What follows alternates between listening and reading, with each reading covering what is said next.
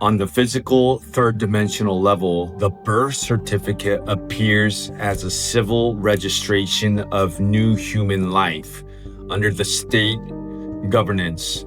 But on the invisible level, it functions as a frequency tag, consent ritual, which literally does the following. It converts a living soul being into a legal fiction within the artificial matrix system.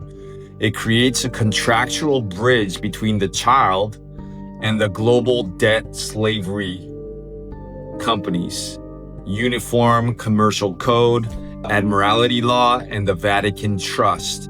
It forms a synthetic soul claim which certain interdimensional races literally use to harvest life force through emotional trauma, taxation, pharmaceutical manipulation, and false education grids.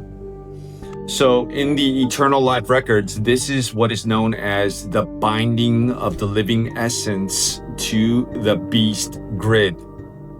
It's not necessarily the paper itself, but it's the energetic consent of the parent who usually unknowingly grants under fraud and misrepresentation, which literally gives legal and etheric access to the child's energy template. So, what contracts are formed?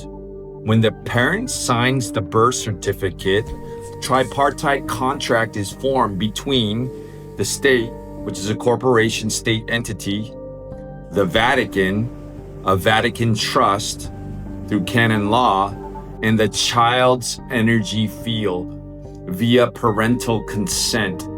This contract binds the child's identity to a fictitious corporate entity and its subtle overlays. A phantom coding in the DNA, which literally interferes with accessing that child's inner Christos, is now implanted.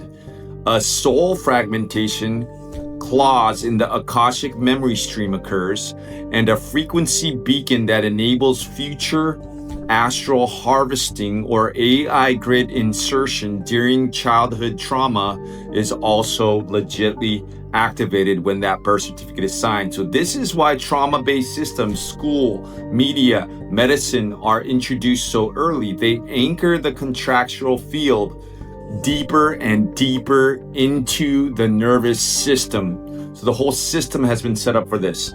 So how do we reverse or nullify the contract? Energetically and legally. The truth is that you cannot erase a soul's divine origin. The contract is a fraudulent claim. All fraud is null and void from the beginning. So to reclaim our sovereignty on all levels, spiritually, biologically, energetically, and legally, we must take conscious action to revoke the consent and realign our field to eternal living law. So, start with this spiritual revocation ritual. And the invisible world has to listen to the words we speak with conviction. So do this once aloud, preferably when you're grounded in nature and by water, but declare it, okay?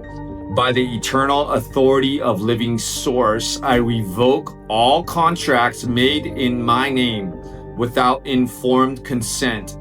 I nullify all claims of ownership over my body, my mind, and my soul. I sever now all ties to false systems that bind through deceit.